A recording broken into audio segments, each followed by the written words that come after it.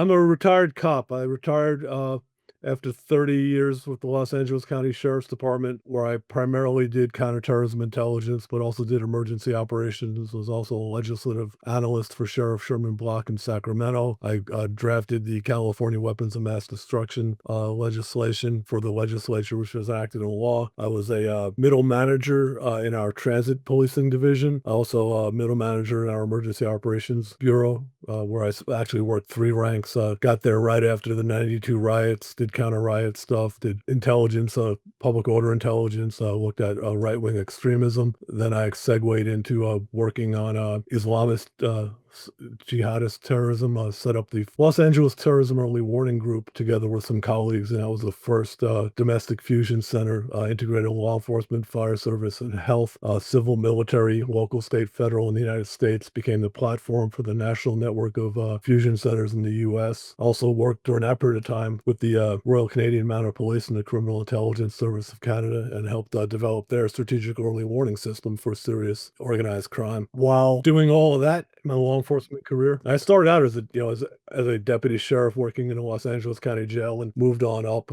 supervised detectives and motors and bomb techs and tactical response teams, things like that. But one of the interesting things I did was work very closely with the Public Health Service, integrated epidemiological intelligence into our intelligence processes. A few other things. I picked up the hobby of military urban operations, and particularly looking at the civil military side. And while doing that, I worked on my doctorate on Mexican drug cartels and their influences on sovereignty. And I continue that in my current work. I've done some work with the NATO Partnership for Peace on hybrid threats and hybrid influence operations, particularly looking at how organized crime can become a proxy for state actors and at times can become its own hybrid act. My most recent book is called Urban Operations, Crime, War, and Terror, Crime, War, and Conflict, rather. And that's being very well received. It looks at the whole spectrum of urban operations, from counterterrorism and riots on through large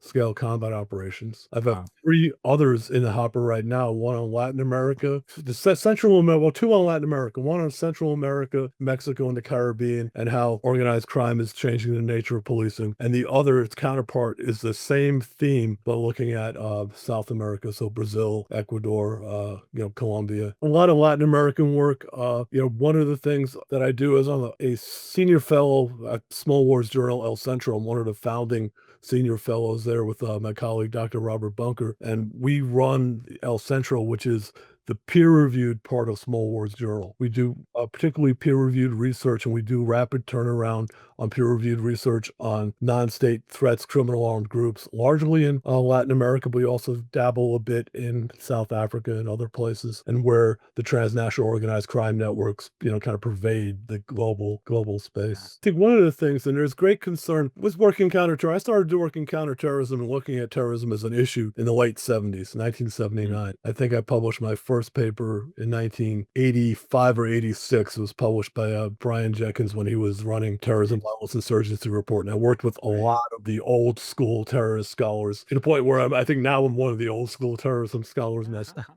But one of the things that I'm concerned about is we were concerned when the U.S. military got sucked into the global war on terrorism, and they didn't want to do counterinsurgency. And I'm a counterinsurgency specialist, and I like to remind people that that's one of the reasons that the civil military, police military balance is important, while we need to work together. But those lessons on counterinsurgency from the military were originally formed during large-scale combat operations. In the U.S. experience, the OSS and the British, the Special Operations Executive, brought those skills to bear during World War II. There's always going to be a spectrum of conflict occurring. And even during large-scale combat operations, there's lots of smaller conflicts that punctuate.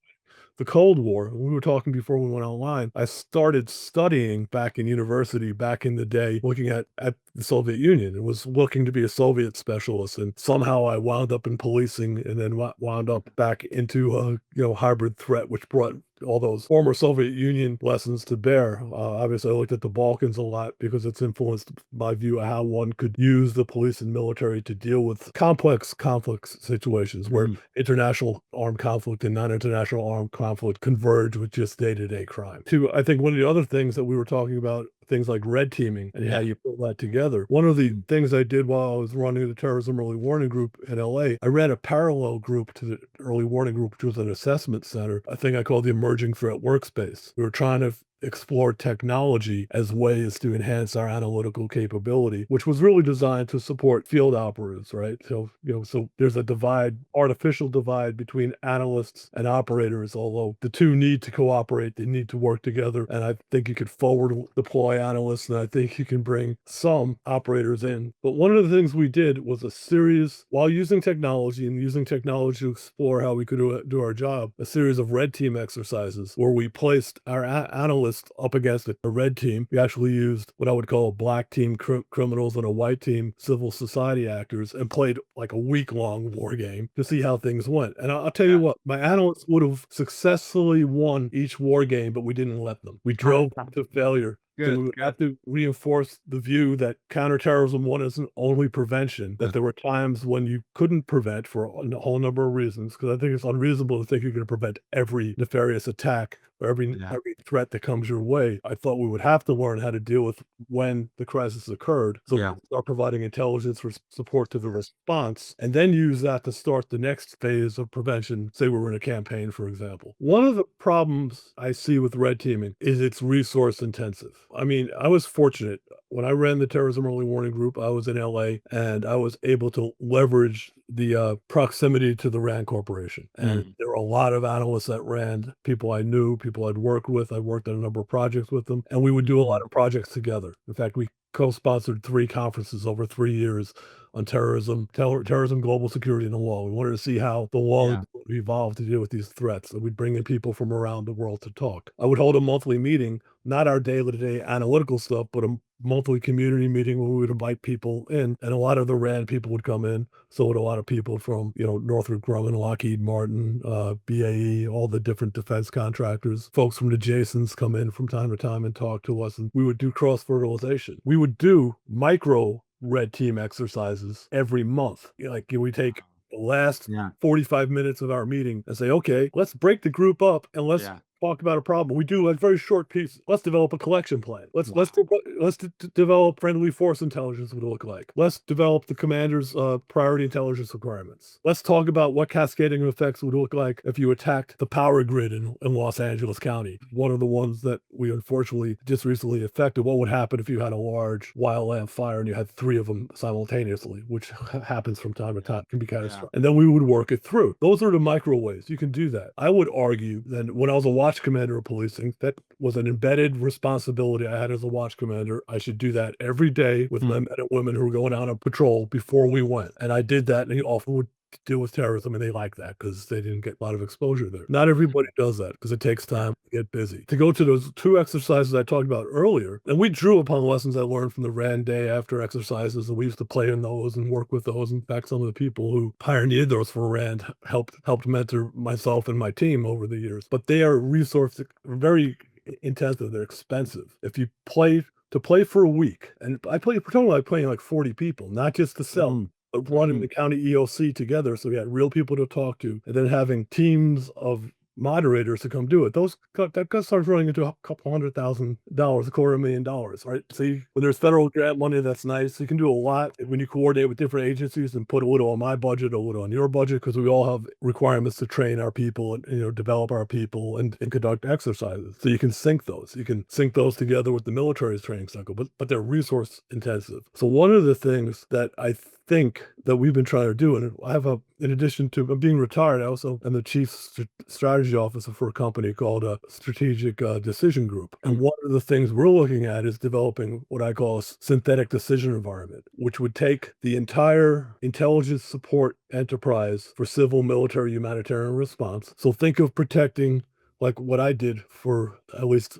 half of my career, a large mega city, Los Angeles County operational area, 10 million people, over 4,080 square miles with littoral sites and mountains, and bring all those 88 cities together. So it's like Everything's a coalition operation. Everything is complex politically, even though everybody thinks the mayor of LA runs the whole place. That's actually Mhm. not kind of true. There's like, 43 fire departments, 45 or 6 municipal law enforcement agencies, not counting state and federal. And how do you bring all that together and then link that to other metropolitan areas and do it? That's like a big coalition operation, Yeah. which we should NATO prevail, and I certainly hope it does, because NATO is important to to the stability of the world. If you were to take the NATO staff planning process or the military decision-making process in the US, or say even something a smaller subordinate process like the Marine Corps Rapid Response Planning Protocol. Say you automate those Mm. for brigade to division level planning for multi-agencies, pre-event, trans-event, when it starts to hit the fan, and post-event when you have to put it all back together, and automate that into a decision space so you can have interactive discussions about how you do that. So I'm talking to you, the Canadian Forces planner, and on Yeah. the other line, we're talking to,